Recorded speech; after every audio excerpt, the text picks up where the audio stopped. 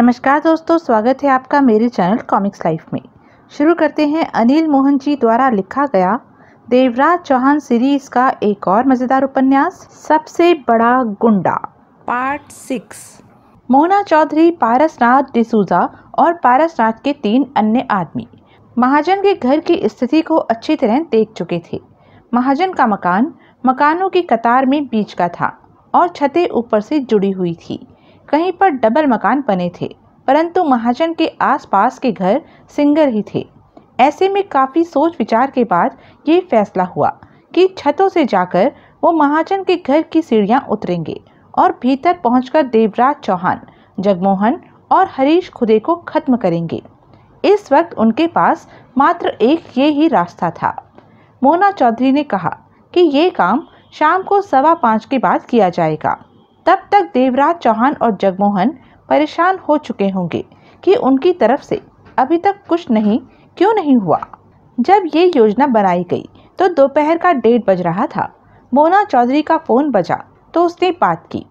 कुछ मिनट बात करने के बाद फ़ोन बंद करके उसने पारसनाथ से गंभीर स्वर में कहा, पूरबनाथ साठी के भाई देवेंद्र साठी की खबर है। वो अफगानिस्तान से मुंबई आ पहुंचा है। अपने भाई की मौत की खबर सुनकर अब वो और उसके आदमी देवराज चौहान और जगमोहन को तलाश कर रहे हैं। ये तो अच्छी बात है। हम देवराज चौहान के खिलाफ देवेंद्र साठी को साथ ले सकते हैं। उसे बता दें कि देवराज चौहान यहाँ पर है तो हमारी समस्या हल्की हो जाएगी। देवेंद्र साठी सब कुछ संभाल लेगा। और पारसनाथ, मोना चौधरी कह उठी, जल्दी मत करो, आराम से सोचो। क्या मतलब? देवेंद्र साठी को देवराज चौहान से मतलब है, महाजन और राधा से नहीं। देवेंद्र साठी यहाँ आ पहुँचा तो उसकी प्रतिशोध की भावना में महाजन और राधा भी पिस जाएंगे, मोना चौधरी ने कहा। पारसनाथ होठ सिकोड़ कर रह गया। महाजन और राधा की खैरियत इसी में है कि देवेंद्र साठी को देवराज चौहान के यहाँ होने का पता न चले। तुम ठीक कहती हो। शाम 5 बजे के बाद छत के रास्ते हम महाजन के घर में घुसेंगे। तब तक यहाँ नज़र रखेंगे। देवराज चौहान को ये पता नहीं चलना चाहिए कि हम बाहर हैं, इसलिए महाजन के घर से थोड़ा दूर रहेंगे। मुझे नहीं लगता कि देवराज चौहान अब सलामत रह पाएगा। हमारे हाथों से बच गया तो देवेंद्र साठी के हाथों से नहीं बचेगा। उसका तो काम हो ही गया समझो। तब शाम के 4 बजे थे जब राधा की मेहनत से महाजन की कलाइयों के बंधन कट गए, परंतु महाजन वैसे ही पड़ा रहा और कमरे में नजरें दौड़ाने लगा। उसके पीछे राधा उसकी तरफ पीठ किए लेटी थी। तभी तो वो फ़ोन के पीछे वाले कवर से कलाइयों पर बंधे नाड़े को रगड़ रगड़ कर काटे जाने में सफल हो पाई थी। देवराज चौहान और जगमोहन कुर्सियों पर बैठे थे। उनके बीच 7-8 कदम का फासला था। खुदे एक तरफ दीवार से सटकर नीचे फर्श पर बैठा था। काफ़ी देर से वहाँ खामोशी छाई हुई थी। देवराज चौहान महाजन से 4 कदम दूर कुर्सी पर मौजूद था। मैंने सुबह से कुछ खाया नहीं, खुद ही कह उठा। भूख लग रही है। झूठ बोलता है, राधा उसी पर कह उठी। फ्रिज में रखा सारा फ्रूट खा लिया तूने। 4 सेब भी तो खाए हैं, खुदे ने मुंह बनाकर कहा। और वो केले जो फ्रिज के ऊपर रखे थे, पूरे दर्जन थे। कल ही तो लाई थी और तुमने सारे खत्म कर दिए। ऊपर से कहते हो कि सुबह से कुछ खाया नहीं। फ्रिज में रखा दूध भी पिया है, मैं सब देख रही थी। मैं रोटी सब्जी की बात कर रहा हूँ। वो तो मैं तेरे को अभी बना देती हूँ। हाथ खोल मेरे। आलू मेथी काट रखी है, 10 मिनट में बना देती हूँ। तब तक रोटियाँ भी उतर जाएंगी। कहेगा तो देसी घी के पराठे या अमूल मक्खन में पराठे बना दूंगी। मैं तेरे हाथ नहीं खोलने वाला। भाई नहीं है तू मेरा? नहीं, मुझे इस तरह का भाई नहीं बनना कि तेरी खातिर जान गंवानी पड़े। लोग तो बहनों के लिए जान देने से भी पीछे नहीं हटते, और एक तुम हो कि। खुद ही जगमोहन से कह उठा, तुम्हें भूख नहीं लगी? कल से तुम दोनों ने कुछ खाया नहीं। हमें भूख नहीं है। तुम दोनों तो सोए भी नहीं, फिर भी पूरी तरह चुस्त दिख रहे हो। हैरानी है। खुदे ने गहरी सांस ली। मोना चौधरी के बारे में क्या ख्याल है तुम्हारा? वो आएगी कि नहीं? 4:15 तो बज गए हैं। नहीं आएगी, महाजन कह उठा। नहीं आई तो तुम और तुम्हारी पत्नी को जान गंवानी पड़ेगी। देवराज चौहान गुर्रा उठा। कितने कमजोर हो गए हो तुम देवराज चौहान, महाजन कड़वे स्वर में कह उठा। बेबी को पाने के लिए तुमने हमें बंधक बना लिया। आज पहली बार पता चला कि तुम कितने घटिया इंसान हो। मैंने तो पहले ही कहा था कि ये घटिया, राधा ने कहना चाहा। तभी देवराज चौहान के होठों से गुर्राहट निकली और कुर्सी से उठकर वो महाजन पर झपटा। इस वक्त का ही तो इंतजार था महाजन को। वो सोच चुका था कि उसे कैसे काम करना है। अब घूसे की शक्ल में हाथ उठाते देवराज चौहान पास पहुंचा कि तभी महाजन बिजली की भांति तेजी से उछला और फर्श पर खड़ा हो गया। ऐसे होते पाकर पास पहुंच चुके देवराज चौहान को कुछ समझ नहीं आया। महाजन तो बंधनों में बंधा था। उसके इस तरह उठ जाने की आशा तो किसी को भी नहीं थी, जबकि महाजन भारी खतरे में था, क्योंकि उसकी पिंडलियां नाड़े से बंधी हुई थी और वो जानता था कि उसे एक बार ही मौका मिलना था हरकत में आने का। देवराज चौहान के पास आते ही बाईं बाह देवराज चौहान की कमर के गिर्द लपेटकर उसे अपने साथ भींच लिया और फुर्ती से दाएं हाथ से देवराज चौहान की जेब से रिवॉल्वर निकालकर उसकी कनपट्टी पर लगा दी। ये सब कुछ मात्र 4 पलों में ही हो गया। सब स्तब्ध रह गए थे।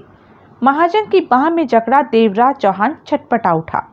हिलना मत देवराज चौहान, महाजन मौत से भरे स्वर में कह उठा। जगमोहन कुर्सी से उठ चुका था और रिवॉल्वर हाथ में दिखने लगी थी। खुद ही भी हैरान सा अपनी जगह खड़ा हो चुका था। राधा ने करवट ले रखी थी और घबराई सी ये सब देख रही थी। वो कह उठी, तुमने तो कमाल कर दिया नीलू, रिवॉल्वर गिराकर पीछे हट जा कुत्ते। जगमोहन दहाड़ उठा, वरना मैं तेरी बीवी को गोली मार दूंगा। मैं देवराज चौहान को शूट कर दूंगा, महाजन ने दांत खींचे कहा। मैं तेरी पत्नी को गोली मारने जा रहा हूँ। जगमोहन ने रिवॉल्वर वाला हाथ सीधा किया। तू कभी भी देवराज चौहान की मौत नहीं चाहेगा जगमोहन, ये मैं जानता हूँ, इसलिए तू राधा को गोली नहीं मार सकता। अब अगर तू देवराज चौहान के जीवन की सलामती चाहता है तो रिवॉल्वर फेंक दे। मैं तुझे बहुत बुरी मौत मारूंगा, जगमोहन ने दांत पीसे। वैसे भी तू मुझे कहाँ छोड़ने वाला, तू मरेगा। देवराज चौहान गुर्रा उठा। इस वक्त तो अपनी जान की परवाह कर देवराज चौहान। महाजन का स्वर खतरनाक था। मेरी उंगली ट्रिगर पर है, अगर तूने जरा भी शरारत की तो वो अपने आप ही दब जाएगी और गोली तेरी कनपट्टी में, समझ गया ना। देवराज चौहान के दांत खिंचे थे। रिवॉल्वर फेंक, महाजन ने कठोर स्वर में कहा, वरना मैं देवराज चौहान को गोली मार दूंगा। उसके बाद जब तक तू मुझ पर गोली चलाएगा तब तक मैं तेरे पे 2 गोलियां चला चुका। जगमोहन ने दांत पीसते हुए रिवॉल्वर गिरा दी। मेरे पांव के बंधन खोलो, महाजन ने उसी लहजे में कहा। जगमोहन सुर्ख आंखों से महाजन को घूर रहा था। जल्दी, वरना खुदे, जगमोहन गुर्राया। ये जो कहता है वो कर। खुदे ने सूखे होठों पर जीभ फेरी और महाजन देवराज चौहान की तरफ बढ़ा। वहीं रुक, महाजन तेज स्वर में कह उठा। खुदे थम गया। किचन से चाकू ला, हाथों से खोलेगा तो कोई गड़बड़ भी कर देगा तू। खुदे तुरंत मकान के भीतरी हिस्से की तरफ बढ़ गया। खुदे के लौटने तक वहां मौत का सन्नाटा छाया रहा। महाजन हद से ज्यादा सतर्क था। वो जानता था कि अगर चूक गया तो उसकी और राधा की जिंदगी खत्म, इसलिए वो देवराज चौहान को किसी भी तरह का मौका नहीं देना चाहता था। खुदे सब्जी काटने वाला चाकू ले आया था। उसने महाजन को देखा। चल पास आ, महाजन गुर्राया। बंधन काट। अगर पांव को खींचने की चेष्टा की तो देवराज चौहान के सिर में गोली चल जाएगी। खुदे सूख रहे होठों पर जीभ फेरता आगे बढ़ा और पास आकर झुका। फिर चाकू से बंधन काट दिए। इसके साथ ही खुदे 2 कदम पीछे हटकर खड़ा हुआ तो महाजन टांगे सीधा करता हुआ गुर्राया। राधा के बंधन काट। खुदे राधा के पास पहुंचा और चाकू से उसके बंधन काटने लगा। आखिर तूने ही मेरे बंधन खोले, राधा कह उठी। भगवान तेरे जैसा भाई किसी बहन को ना दे। आजाद होते ही राधा फौरन बेड से नीचे खड़ी हो गई। दरवाजा खोल राधा, महाजन ने कठोर स्वर में कहा। बाहर निकल जा। और तू? मैं भी आ रहा हूँ। महाजन की सतर्क निगाह जगमोहन पर थी। मैं तो तेरे साथ ही रहूंगी, राधा ने कहा और आगे बढ़कर दरवाजा खोल दिया। दरवाजे पर ही खड़ी हो गई। दरवाजे की तरफ चल देवराज चौहान, जैसे अब तक शराफत से रहा वैसे ही रहना। वरना मैं तुझे नहीं छोड़ूंगा। जगमोहन दहाड़ उठा। देवराज चौहान ने धीरे धीरे दरवाजे की तरफ बढ़ना शुरू कर दिया था। शाबाश नीलू, शाबाश, राधा खुशी से भरे स्वर में कह उठी। ऐसे ही चलता रहे देवराज चौहान, महाजन दांत पीसकर कह उठा। तेरी जिंदगी बच जाएगी वरना मरेगा।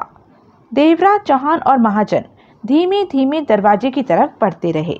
वो पल भी आया जब दोनों खुले दरवाजे पर जा पहुंचे। राधा एक कदम बाहर हो गई थी। देवराज चौहान, हमसे पंगा तेरे को बहुत भारी पड़ेगा। तू किसी भी हाल में बचने वाला नहीं। साठी का भाई देवेंद्र साठी तुझे ढूंढ रहा है। दूसरी तरफ बेबी है, नहीं बचेगा तू। मैं चाहूँ तो तुझे अभी शूट कर सकता हूँ, परंतु इस वक्त मुझे इसी बात की खुशी है कि मैंने अपने को और राधा को बचा लिया। पर तू अब खुद को नहीं, मैं तुम सबको मार दूंगा।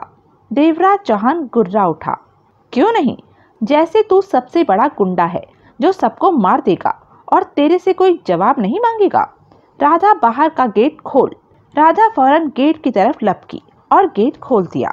महाजन ने देवराज चौहान को भीतर धकेलते हुए धक्का दिया और फुर्ती से बाहर निकलते हुए दरवाजे के पल्ले बंद किए और कुंडी लगाकर गेट की तरफ दौड़ा। रिवॉल्वर जेब में डाल ली। भाग नीलू, भाग। राधा और महाजन गेट से निकलकर भागे। पीछे दरवाजा भिड़भिड़ाने की आवाज आई, परंतु चंद कदम दौड़ने के पश्चात दोनों को ठिठक जाना पड़ा। सामने पारसनाथ, मोना चौधरी, डिसूजा और तीनों आदमी आते दिखे। उन्होंने दूर से महाजन के घर का दरवाजा खुलते, राधा को बाहर निकलते, फिर महाजन को तेजी से बाहर आते देख लिया था। मोना चौधरी, परसू भैया, राधा के होठों से निकला। मेरा भी यही ख्याल था बेबी कि तुम बाहर ही होंगी। महाजन जल्दी से कह उठा। मैं बाहर का दरवाजा बंद कर आया हूँ। वो लोग कभी भी दरवाजा तोड़कर बाहर आ सकते हैं। हमें यहाँ से निकल। महाजन, ये तो हमें बढ़िया मौका मिल गया। हम अब खुलकर देवराज चौहान का मुकाबला। इस वक्त यहाँ से निकल चलो बेबी, ये मेरा घर है। गोलियां चली तो मेरे लिए मुसीबत खड़ी हो जाएगी। लेकिन मोना चौधरी ने कहना चाहा। महाजन ठीक कहता है, पारसनाथ गंभीर स्वर में बोला। यहाँ गोलियां चली तो पुलिस महाजन के पीछे पड़ जाएगी। मोना चौधरी दांत भींचकर रह गई। उस तरफ चलो, वहाँ कारें खड़ी हैं, पारसनाथ ने कहा। ये सब कारों की तरफ दौड़ते चले गए, जबकि मोना चौधरी गुस्से में आ गई थी कि इतना बढ़िया मौका देवराज चौहान को खत्म करने का हाथ से निकल रहा है। दरवाजा तोड़कर देवराज चौहान, जगमोहन और हरीश खुदे बाहर निकले। खुदे के हाथ में महाजन का नोटों वाला ब्रीफकेस दबा था। देवराज चौहान और जगमोहन के हाथों में रिवॉल्वरें थी। चेहरे सुलग रहे थे। वो रिवॉल्वरें थामे घर से गली में निकल आए। ज्यादा लाल हो चुकी आंखें आग बरसा रही थी जैसे। बाहर उन्हें कोई नहीं दिखा। भाग गए दोनों। जगमोहन दांत पीसे गुर्रा उठा। अब वो हाथ नहीं आने वाली। हमने बढ़िया मौका खो दिया। वहां से निकलते लोगों ने उनके हाथों में रिवॉल्वरें देखी तो तेजी से खिसक गए। महाजन ने अपने बंधन कैसे खोल लिए? देवराज चौहान दांत किटकिटा उठा। मैंने तो बढ़िया ढंग से बांधा था, खुदे कह उठा। तभी देवराज चौहान का हाथ घूमा और खुदे के गाल पर पड़ा। मुझे क्यों मार रहे? तुमने बंधन ठीक से नहीं बांधे, तभी तो वो। मैंने ठीक से बांधे थे, खुदे ने तड़प कर कहा। मुझे मत मारा करो। तभी सामने से आता एक बूढ़ा व्यक्ति उनके पास रुकता कह उठा। क्या हुआ? क्या बात है? अबे निकल ले, खुदे जल्दी से कह उठा। क्यों मरना चाहता है? बूढ़ा तेजी से आगे बढ़ गया। चलो यहाँ से। देवराज चौहान रिवॉल्वर जेब में रखता कह उठा। जगमोहन ने भी रिवॉल्वर जेब में रखी। तीनों आगे बढ़ गए। कार उस तरफ खड़ी की थी हमने, खुदे बोला। ब्रीफकेस उसके हाथ में था। जल्दी ही वे कार तक पहुंचे। जगमोहन ने ड्राइविंग सीट संभाली। देवराज चौहान बगल में और खुदे पीछे वाली सीट पर बैठा तो कार आगे बढ़ा दी गई। देवराज चौहान और जगमोहन बहुत गुस्से में थे। कल रात से उन दोनों को दबाए बैठे थे और जब वक्त पास आया तो वे हाथों से निकल गए। देवराज चौहान क्रोध से कह उठा। गलत हुआ। अगर मोना चौधरी वहां ना आती तो उन दोनों को मारकर हम मोना चौधरी को तगड़ी चोट दे सकते थे। वो बचेगी नहीं। देवराज चौहान गुर्रा उठा। उसको बहुत बुरी मौत मारेंगे। जो भी हुआ अच्छा हुआ, खुदे प्रसन्न स्वर में बोला। ये नोटों वाला ब्रीफकेस तो हाथ लग गया। तभी देवराज चौहान ने पीछे होते हुए गुस्से से हाथ घुमाया। हाथ खुदे के गाल से टकराता बाल बाल बचा। अब क्या हो गया? खुदे ने गुस्से से कहा। तूने कहा मोना चौधरी का हाथ न आना अच्छा रहा। मैंने कब कहा? अभी कहा कमीने। तू? मैंने ये नहीं कहा। ये कहा कि ब्रीफकेस के नोट हाथ लग गए, कुछ तो मिल ही गया। खुदे ने झल्लाकर कहा। हमें नोटों की नहीं, उस मोना चौधरी की ज़रूरत। वो तो ठीक है, पर नोटों की वजह से मैं थोड़ा सा खुश हो गया तो तुम्हें क्यों तकलीफ हो गई? आखिर इसमें से 5 लाख मेरे हैं। मैं तुम दोनों को इसलिए सहन कर रहा हूँ कि तुम्हारे साथ मिलकर डकैती करनी। चुप कर साले। कार ड्राइव करता जगमोहन कुर्रा उठा, वरना कार रोक कर मारूंगा। खुदे नाराजगी भरे अंदाज में खामोश हो गया। कार तेजी से दौड़ी जा रही थी। अब मोना चौधरी को कहाँ तलाश करें? जगमोहन बोला। वो अब आसानी से नहीं मिलेगी। मुझे पूरा विश्वास है कि महाजन पारसनाथ के साथ वो किसी सुरक्षित जगह पहुंच चुकी होगी, जहां हम आसानी से न पहुंच सके। देवराज चौहान ने दांत खींचकर कहा। मैं कुछ कहूं? खुदे कह उठा। चुप रहे दोनों। देवेंद्र साठी अफगानिस्तान से मुंबई आ पहुंचा है अपने भाई की मौत की खबर सुनकर। वो अपने आदमियों के साथ हम लोगों को ढूंढ रहा है। तुम लोगों ने मुझे भी मुसीबत में डाल दिया है। देवेंद्र साठी कहीं हमसे ना टकरा जाए। उधर मोना चौधरी चूहे की तरह छिपने वाली नहीं। तुम लोग उसके पीछे पड़े हो तो वो भी तुम लोगों को ढूंढेगी। मतलब कि मुसीबत तो अब शुरू हुई है। देवेंद्र साठी और मोना चौधरी से कब तक बचोगे, जबकि तुम लोग सड़कों पर भागते फिर रहे? हमें किसी का डर नहीं, देवराज चौहान ने सख्त स्वर में कहा। मुझे तो है। मैं? चुप कर, बात तो सुन लो। तुम लोगों का इस तरह खुले में घूमना खतरे से खाली नहीं। अच्छा यही होगा कि चुपचाप कहीं पर टिक जाओ और मैं खामोशी से मोना चौधरी के ठिकाने का पता लगाने की कोशिश करता हूँ। जहाँ वो होगी, पता लगते ही वहाँ पहुँच जाना और उसे मार देना। खुदे ने गंभीर स्वर में कहा। अगर तुम दोनों इस तरह खुले में घूमते रहे और मैं भी तुम लोगों के साथ हूँ तो हम तीनों की खैर नहीं। वो हमसे कहीं भी टकरा जाएंगे। मोना चौधरी के बारे में तो कुछ नहीं कह सकता, परंतु देवेंद्र साठी मिल गया तो हम बचने वाले नहीं। हम किसी से नहीं डरते। जो भी हमारे सामने आएगा वो कुत्ते की मौत मरेगा। देवराज चौहान कुर्राया। ऐसा मत कहो।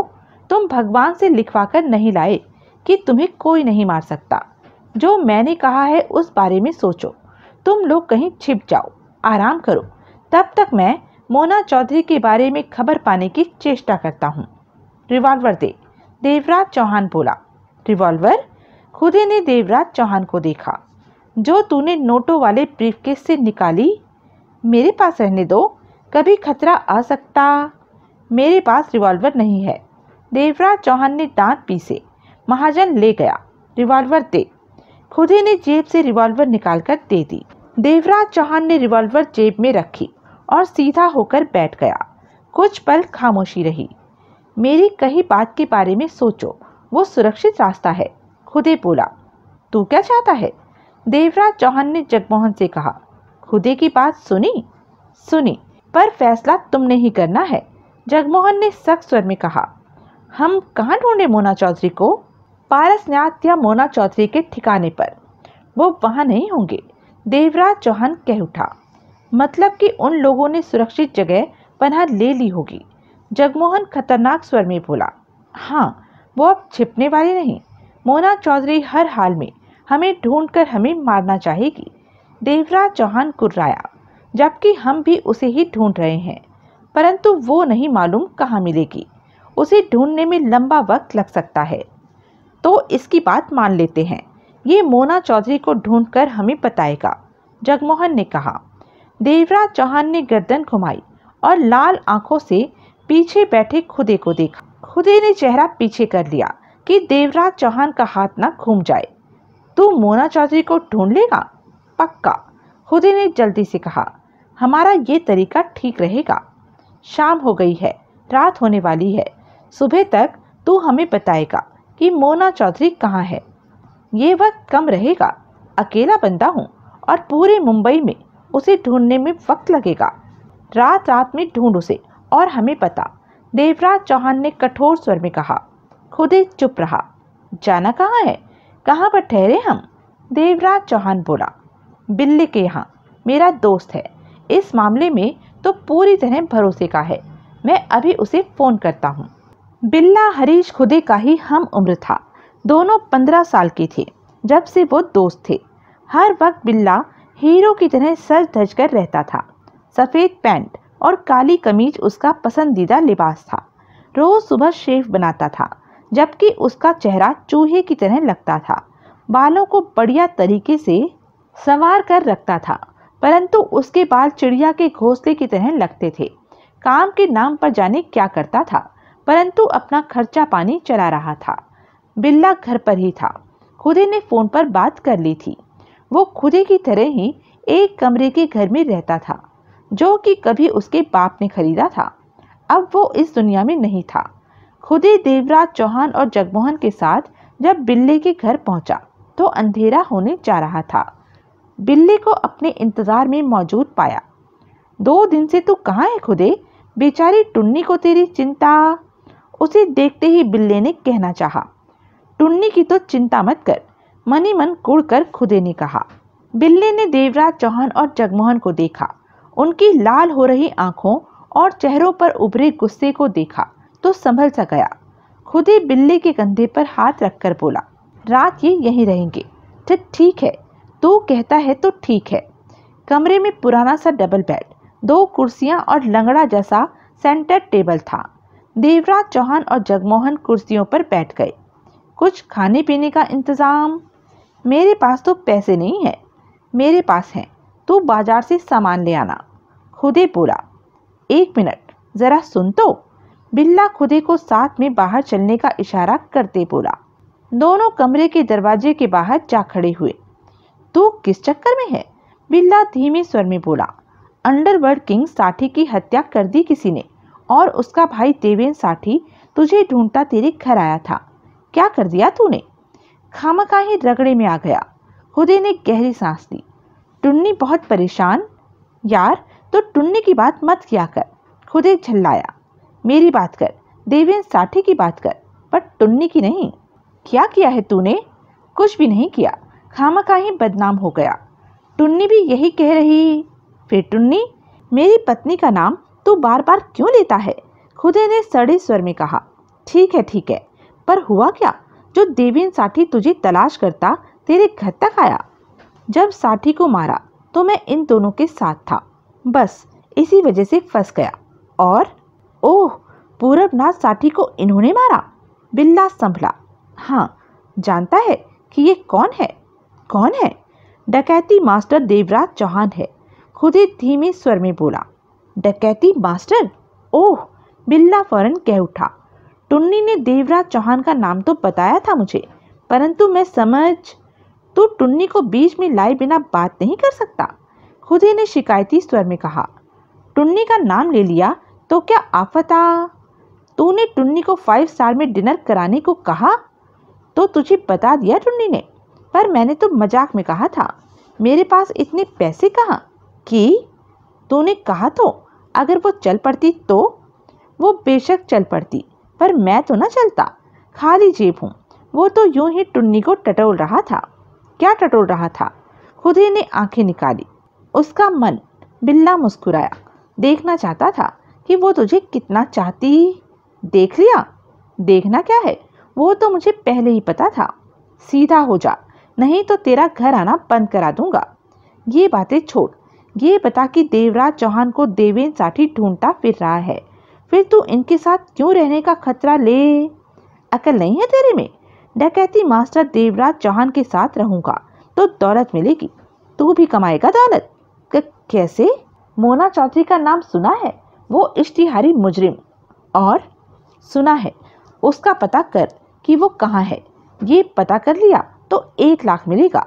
1 लाख? बिल्ले की आंखें चमक उठी। बहुत आसान काम है, लग जा इस काम पर। रात को सोने की जरूरत नहीं, मैं भी यही काम करने जा रहा हूँ। लेकिन पता लगाकर करना क्या है? देवराज चौहान को बताना है। हाँ, देवराज चौहान और मोना चौधरी का कुछ लोचा हो गया है। तेरे को जानने की जरूरत नहीं। तू सिर्फ मोना चौधरी का पता लगा और मुंह बंद रखना कि देवराज चौहान यहाँ है, वरना तू भी जाएगा दुनिया से। मैं किसी को क्यों बताने लगा?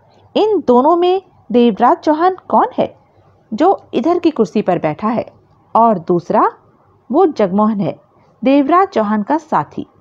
उस ब्रीफकेस में नोट है जो तूने भीतर रखा, उसकी तरफ देख भी नहीं। ब्रीफकेस में बम लगा रखा है।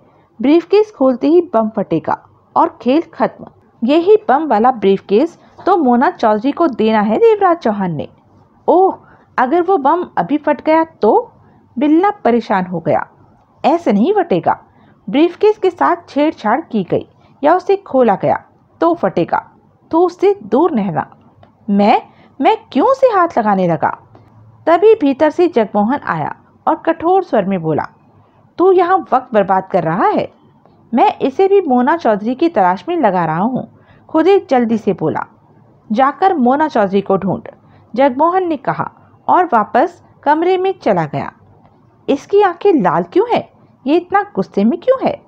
बोला तो मोना चौधरी के साथ लोचा हो गया है। मोना चौधरी पर गुस्सा आया हुआ है। अच्छा, अब यहीं खड़ा रहेगा या मोना चौधरी को ढूंढेगा? ये पता करना है कि वो कहाँ पर है और आकर देवराज चौहान को बता देना। हम दोनों एक साथ ये काम करते हैं, बिल्ले ने कहा। यहाँ से इकट्ठे चलते हैं, बाकी बातें रास्ते में करेंगे कि काम कैसे करना है। मैं टुन्नी को भी बता दूंगा कि तू रात घर पर नहीं आएगा, वो तेरी चिंता करेगी। बिल्ला एकाएक कह उठा। फिर तूने टुन्नी का नाम लिया? खुदे उखड़ा। तू टुन्नी को भूल क्यों नहीं चाहता? बिल्ले ने गहरी सांस ली। गहरी सांस क्यों ली? छाती में कुछ अटक गया था, वो साफ किया है। बिल्ले ने अनमने मन से कहा। टुन्नी तो नहीं अटकी छाती में, खुदे ने जल भुनकर कहा। वो अटकी होती तो मैं कब का खुशी से मर गया होता। क्या कहा तू? मेरा मतलब है मैं कब का मर गया होता। अब तो मुझे सांस ही नहीं आता, बिल्ले ने जल्दी से कहा। तभी खुदे का मोबाइल बज उठा। हेलो, खुदे ने बात की। अब तो आ जाओ, रात हो गई है। उधर से टुन्नी की आवाज़ आई। मटर पनीर की एक ही कटोरी पड़ी है, तुम्हारे इंतज़ार में मैं मटर पनीर ही खाती जा रही हूँ और कुछ भी नहीं बनाया। कब तक आओगे? टुन्नी है, पास खड़े बिल्ले ने मुस्कुराकर कहा। खुदे ने बिल्ले को घूरा, फिर उसकी तरफ पीट करके बात की। आज रात तो नहीं आ पाऊंगा। क्यों? तुम तो ऐसे गायब हुए कि देवराज चौहान के साथ हूँ, उससे रात भर की छुट्टी लेकर आ जाओ। छुट्टी लेने वाली बात नहीं है, काम अर्जेंट है। देवेन साठी दोबारा आया था क्या? वो तो नहीं आया, पर अपने 2 आदमी छोड़ गया है। वो घर पर नज़र रखे रहते हैं। शाम को जब मैं गोलगप्पे खाने बाजार गई तो एक मेरे पीछे लग गया। नज़र रखी उसने मुझ पर। वो देख रहा होगा कि कहीं तुम मुझसे मिलने तो नहीं जा रही। खुदे ने चिंतित स्वर में कहा। उन्हें हटाओ अपने घर के पास से, टुन्नी की आवाज़ आई। ये मेरे बस का काम नहीं है, मैं तो। तभी पास खड़ा बिल्ला कह उठा। जो काम तुम्हारे बस का नहीं वो मुझे कह दो, मैं कर दूंगा। खुदे ने गुस्से से उसे देखा। क्या कह रही है टुन्नी? बिल्ला पुनः बोला। ये तो बिल्ले की आवाज़ है। उधर से टुन्नी ने कहा, तुम तो कह रहे थे कि देवराज चौहान के साथ ही हूँ, पर अभी हम बिल्ले के घर पहुँचे हैं। थोड़ी देर के लिए सुरक्षित जगह चाहिए थी। टुन्नी को भी यहीं बुला लो, बिल्ला कह उठा। साले चुप कर जा तू। खुदे बिल्ले पर गुर्रा उठा। क्या कह रहा है? उधर से टुन्नी ने पूछा। पागल है, तुम्हारा जिक्र आते ही फूलों की तरह खिल जाता है। हर बात पर टुन्नी टुन्नी कहता, इससे ज़रा दूर ही रहो। टुन्नी की आवाज़ कानों में पड़ी। शाम को जब मैं गोलगप्पे खा रही थी तो ऊपर से ये आ गया, वहीं कहीं होगा। कहने लगा मैं घर पर हिला देता। तुमने बाजार आने की तकलीफ़ क्यों की? मैंने कहा तुम यहाँ क्या कर रहे हो? तो कहने लगा यहाँ से निकल रहा था कि तुम पर नज़र पड़ गई, पर मुझे पता है ये घर के पास ही मंडरा रहा होगा। इसके लट चढ़ाऊंगा। फ़ोन पर कहते हुए खुदे ने कठोर निगाहों से बिल्ले को देखा। ओह, याद आया, तुम्हारी लट का क्या हुआ जो चढ़ा हुआ था? उतरा कि नहीं? वो आसानी से उतरने वाला नहीं। तुम मेरी बात सुन। देवेन साठी मुझे तलाश कर रहा है, उसके आदमी भी तलाश कर रहे होंगे मुझे। मैं खतरे में हूँ और घर नहीं आ पाऊंगा। हो सकता है हमें मुंबई ही छोड़ना पड़े, तो सामान बांधे तैयार रहे। जैसा वक्त होगा वैसा कर लेंगे। 1-2 दिन में हालात पता चल जाएंगे। मैं भी साथ चलूं? पास खड़ा बिल्ला कह उठा। इधर मुंबई में तो कुछ भी नहीं रखा। रात को नहीं आओगे? उधर से टुन्नी ने गहरी सांस लेकर कहा। मुझे नींद कैसे आएगी? खुदे ने फोन बंद करके जेब में रखा और कठोर नजरों से बिल्ली को देखने लगा। मैं भी सामान बांध लूं? टुन्नी यहाँ से जाएगी तो मैं इधर क्या? यहाँ से चल, खुदे ने कड़वे स्वर में कहा। तेरे से बात करता। तभी देवराज चौहान दरवाजे से बाहर निकलता कह उठा। तुम अभी तक यहीं हो? जा रहे हैं, कहने के साथ ही खुदे बिल्ली को लिए वहां से आगे बढ़ गया। मोना चौधरी, पारसनाथ, राधा और महाजन वहां से पारसनाथ के एक फ्लैट में पहुंचे जो कि खाली पड़ा था, परंतु जरूरत का सारा सामान वहां मौजूद था। डिसूजा और तीनों आदमियों को रेस्टोरेंट भेज दिया गया था। राधा ने कॉफी बनाकर सबको दी। उनकी बातों का केंद्र देवराज चौहान ही बना हुआ था। मोना चौधरी बेहद गुस्से में थी। मोना चौधरी, पारसनाथ ने कठोर स्वर में कहा। देवराज चौहान ने तो हद ही कर दी। तुम्हें मारने के लिए वो किसी के साथ भी रियायत करने के हक में नहीं है। वो गुंडों की तरह पेश आ रहा है। वो मरेगा पारसनाथ। मोना चौधरी दांत पीछे कह उठी। वो अब ये भी नहीं बता रहा कि वो हमारे पीछे क्यों है। मोना चौधरी, राधा कह उठी। अब मुझे जानना भी नहीं है कि वो मुझे क्यों मारना चाहता है। मोना चौधरी गुर्रा उठी। अब मैंने मारना है देवराज चौहान को। महाजन और पारसनाथ की नजरें मिली। उसे खत्म करना पड़ेगा, महाजन ने गंभीर स्वर में कहा। मैं उसके पागलपन का रूप देख चुका हूँ। वो मुझे और राधा को छोड़ने के हक में नहीं था और 6 बजते ही अवश्य मार देता हमें। कल रात बेबी के फ्लैट पर जा पहुंचा। बेबी कठिनता से बचकर निकल सकी वहां से। कल शाम वो तुम्हारे रेस्टोरेंट में मेरे साथ आया और हम सबकी राय एक ही है कि देवराज चौहान को खत्म कर दिया जाए। पारसनाथ कह उठा। तीनों देवराज चौहान को खत्म करने की बात से सहमत थे। हमें ये पता लगाना है कि देवराज चौहान कहाँ मिलेगा। मोना चौधरी ने कठोर स्वर में कहा। उसका ठिकाना हम नहीं जानते, पारसनाथ ने कहा। इतना सब कुछ होने के बाद वो अपने ठिकाने पर जाने वाला नहीं, महाजन ने कहा। फिर भी उसका ठिकाना हम सोहन लाल से जान सकते हैं। जो व्यवहार देवराज चौहान ने हमारे साथ किया है वैसा ही हम सोहन लाल से कर। वो नहीं बताएगा देवराज चौहान का ठिकाना। साले को उठा लाएंगे, महाजन कड़वे स्वर में बोला। देखते हैं कब तक नहीं बताता। पारसनाथ के चेहरे पर कठोरता मचल उठी। लेकिन हमें देवेन साठी से बात कर लेनी चाहिए, महाजन ने पुनः कहा। वो भी देवराज चौहान का शिकारी है और हम भी उसे मारना चाहते हैं। उससे बात कर लेने का उसे भी हमें भी फायदा मिलेगा। देवेन साठी से बात करने की क्या जरूरत है बेबी। जो वो कर रहा है वो ही हम करने वाले हैं। वो भी देवराज चौहान को मारना चाहता है और हम भी उसे खत्म करना चाहते हैं। ऐसा ना हो कि किसी मोड़ पर देवेन साठी के साथ कोई गलतफहमी पैदा हो जाए। वो भी वहां पहुंच सकता है जहां देवराज चौहान मिले और हम भी वहां पहुंच सकते हैं। कोई गलतफहमी हो गई तो उनसे ही हमारा टकराव हो जाएगा। इसका फायदा देवराज चौहान को मिल जाएगा। एक बार उससे बात कर लेना जरूरी है। हो सकता है उसे ये अच्छा न लगे कि हम देवराज चौहान को मारें। वो अपने भाई की मौत का बदला खुद लेना चाहता हो। देवेन साठी मुंबई अंडरवर्ल्ड किंग है। देवराज चौहान के चक्कर में कहीं हम उसे ही अपना दुश्मन न बना लें। ऐसा हुआ तो उसे निपटने में हमारा बहुत वक्त खराब होगा, हमें नुकसान हो सकता है। बात तो तू ठीक कहता है नीलू, मुझे नहीं पता था कि तू इतना समझदार है, राधा बोली। हमें महाजन की बात पर गौर करना चाहिए, पारसनाथ बोला। मेरे पास देवेन साठी का फ़ोन नंबर नहीं है, मोना चौधरी होठ खींचे कह उठी। उसका इंतज़ाम तो मैं कर देता हूँ, महाजन ने कहा और मोबाइल निकाल कर नंबर मिलाने लगा। वहाँ खामोशी छाई रही। नंबर लगा, बात हो गई। गिरी, महाजन ने कहा। देवेंद्र साठी के मोबाइल नंबर का पता लगा, उससे बात करनी है। लफड़ा है क्या? उधर से गिरी ने पूछा। नहीं, सब ठीक है, तू जल्दी से। वो देवराज चौहान को मारने के वास्ते दौड़ा फिर रहा है। देवराज चौहान ने उसके भाई को। मालूम है, सब मालूम है। तू देवेंद्र साठी के फ़ोन नंबर का पता करके बता मुझे, महाजन ने कहा और फ़ोन बंद कर दिया। पारसनाथ ने जब एक जगमगाते होटल की पार्किंग में कार रोकी तो रात के 11 बज रहे थे। महाजन बगल में और मोना चौधरी पीछे वाली सीट पर बैठी थी। गिरी ने आधे घंटे बाद फोन पर देवेंद्र साठी का मोबाइल नंबर बता दिया था महाजन को।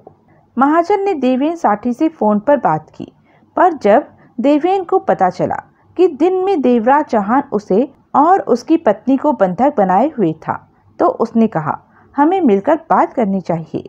देवेंद्र साठी के आग्रह पर वो इस होटल में पहुंचे थे, जो कि साठी का ही था। कार से निकलकर वे तीनों होटल के प्रवेश द्वार की तरफ बढ़ गए। होटल के भीतर प्रवेश करने पर उन्होंने वहां की हर चीज को जगमगाते पाया। चहल पहल थी वहां। फर्श शीशे की भांति चमक रहा था। यहाँ की रंगीनियत देखते ही बन रही थी। ये काफी बड़ा लॉबी जैसा हॉल था। एक तरफ गद्देदार सोफे कतार में लगे हुए थे, दूसरी तरफ रिसेप्शन पर 2 युवतियां और एक युवक मौजूद था। इसी लॉबी जैसे हॉल से अलग अलग 3 तरफ से सीढ़ियां उस पर जा रही थी और 4 तरफ 4 रास्ते जा रहे थे। लोगों का, होटल के स्टाफ का आना जाना बराबर लगा हुआ था।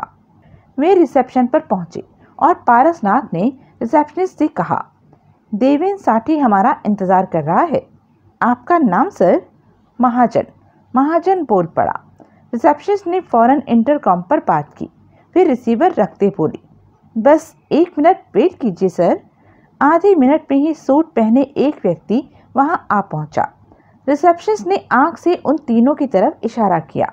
वो व्यक्ति तुरंत उनके पास पहुंच कह उठा, आइए सर, मैडम, साठी साहब आपका इंतजार कर रहे हैं। वो उसके साथ लिफ्ट तक गए। लिफ्ट से दूसरी मंजिल पर पहुंचे और गैलरी में कुछ पैदल चलने के बाद उसने एक दरवाजा खोला और मुस्कुराकर बोला, भीतर आइए, साठी साहब यही हैं। वो तीनों भीतर प्रवेश कर गए। उन्हें लाने वाला भी भीतर आ गया था।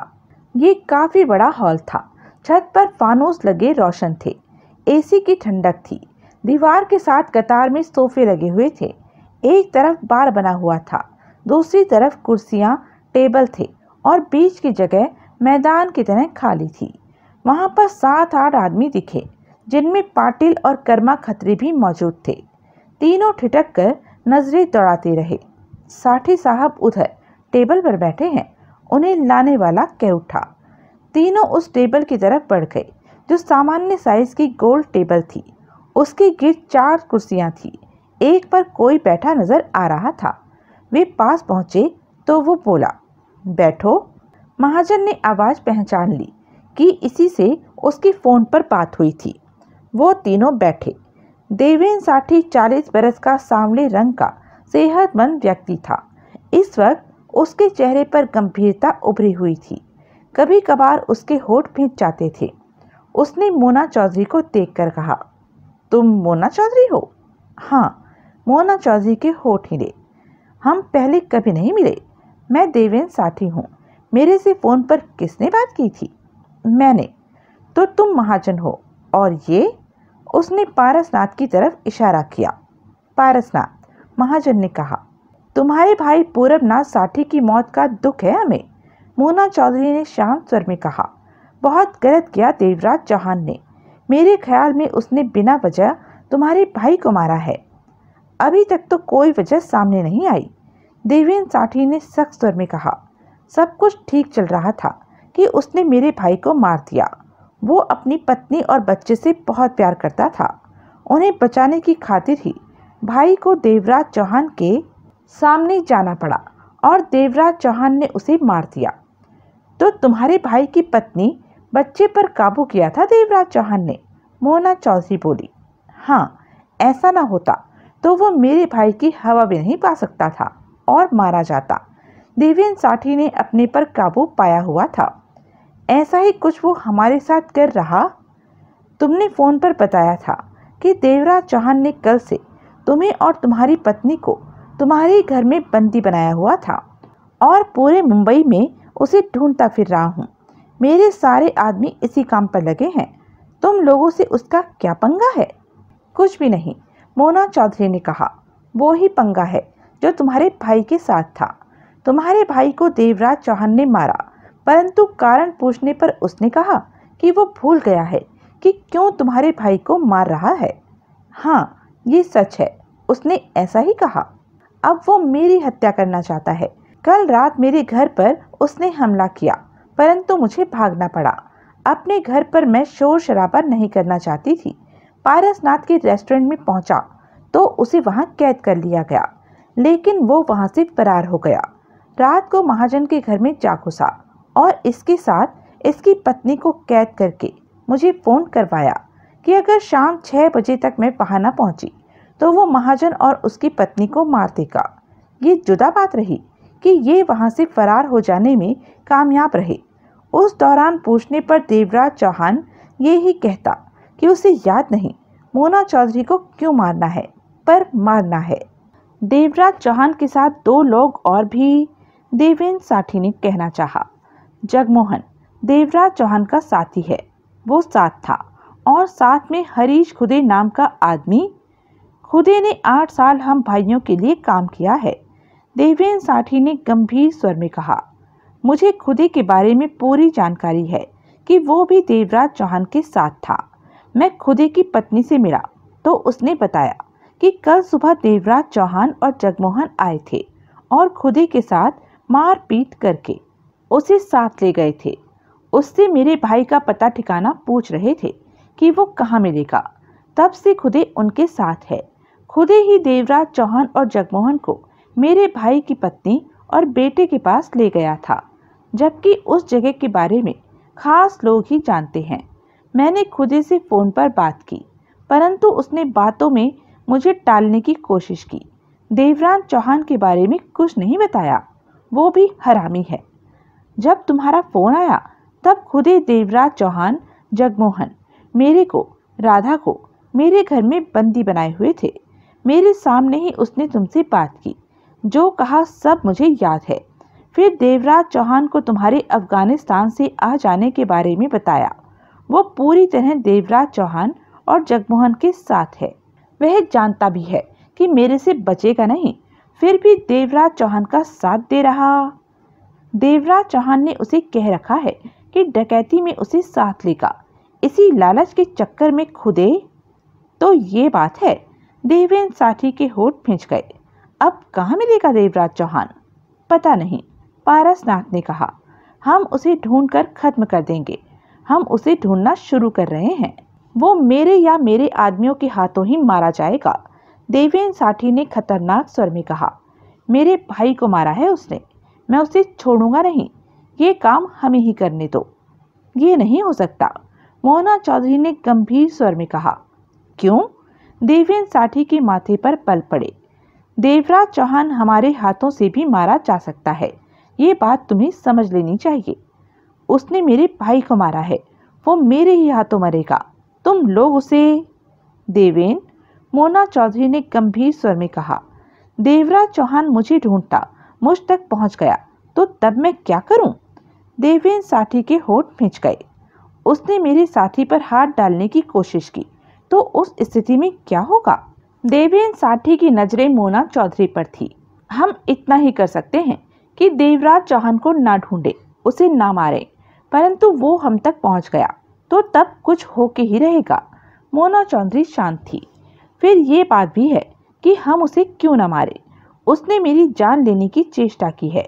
महाजन और उसकी पत्नी को बंधक बनाकर तुम्हारे भाई की तरह मुझे मजबूर कर रहा था कि मैं सामने आऊं। देवराज चौहान को खत्म करने का मेरा भी हक बनता है।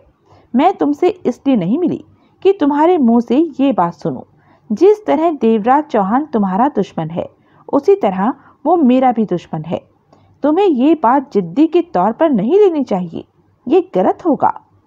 हमें, देवेंद्र साठी ने मोना चौधरी के चेहरे पर से नजरें हटाकर कहा, हमें देवराज चौहान की वजह से आपस में नया झगड़ा शुरू नहीं करना चाहिए, ये समझदारी नहीं होगी। मोना चौधरी महाजन पारसनाथ की नजरें देवेंद्र साठी पर जा टिकी। उसे तुम लोग मारो या हम लोग मारे, पर वो मरना ही चाहिए। ये ठीक रहेगा, पारसनाथ बोला। तुमने सही सोचा, परंतु तुम लोग देवराज चौहान को कहीं घेर लो और गोली मारने में वक्त हो तो फोन करके मुझे बुला लेना। इसी तरह अगर मैंने देवराज चौहान को कहीं घेर लिया और गोली मारने में वक्त होगा तो मैं तुम लोगों को खबर करूंगा। मंजूर है, महाजन ने गंभीर स्वर में कहा। मोना चौधरी, देवेंद्र साठी गंभीर स्वर में बोला। देवराज चौहान के मामले में हमें मिलकर चलना चाहिए, क्योंकि हमारा शिकार एक है, दुश्मन एक है और मकसद भी एक है। ऐसा ही होगा देवेंद्र साठी। देवराज चौहान के मामले में हम एक दूसरे का साथ देंगे कि आसानी से उसका शिकार कर सकें। मोना चौधरी शब्दों को चबाकर खतरनाक स्वर में कह उठी। अब देवराज चौहान की मौत ही मेरा लक्ष्य है। रात के 1 से ऊपर का वक्त हो रहा था।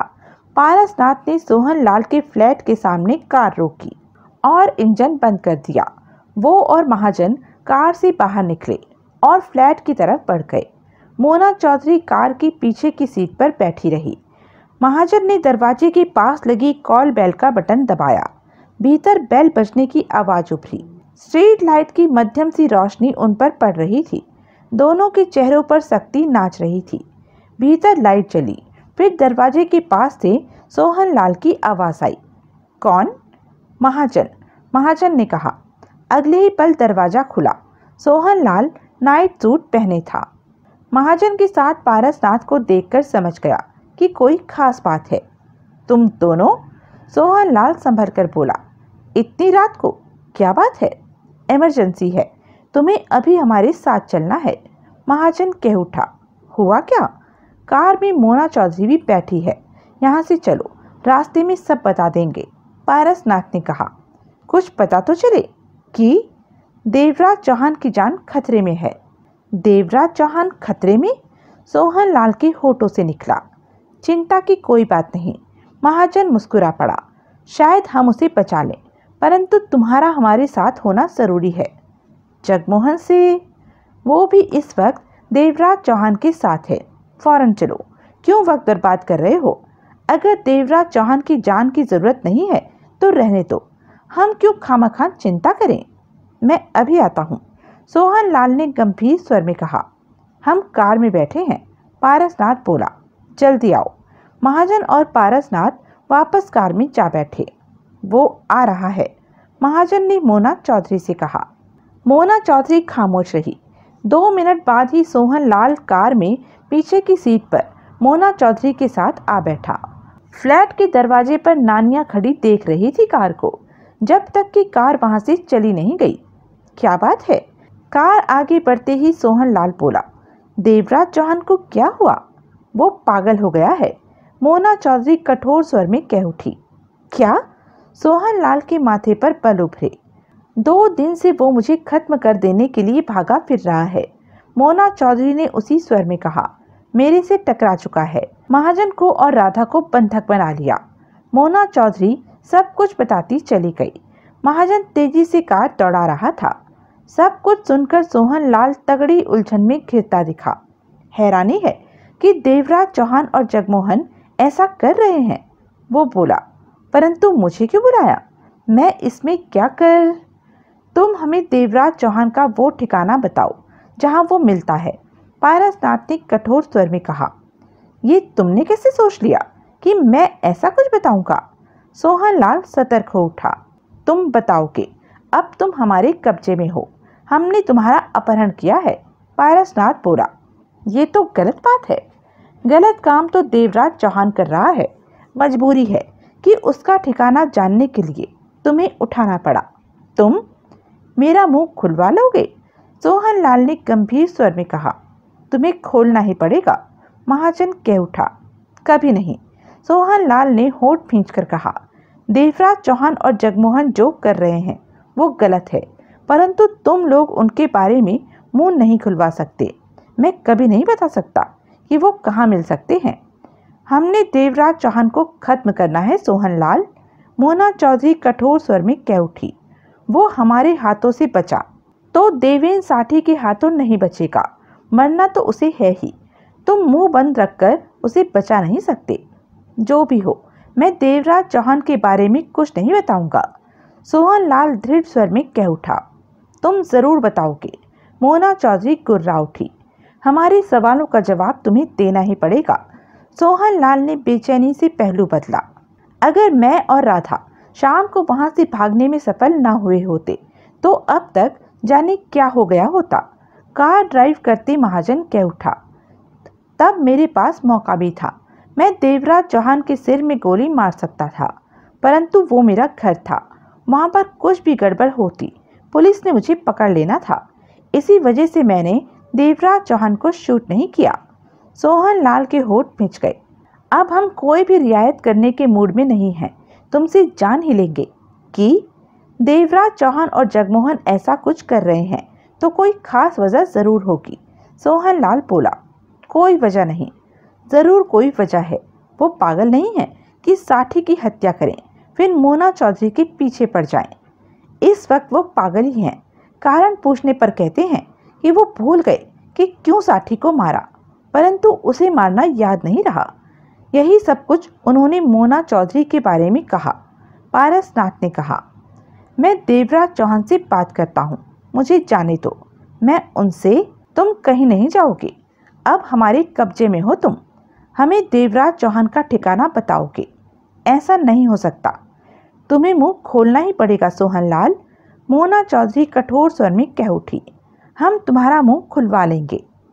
कोशिश बेकार जाएगी। मैं देवराज चौहान से फ़ोन पर बात करना चाहता हूँ।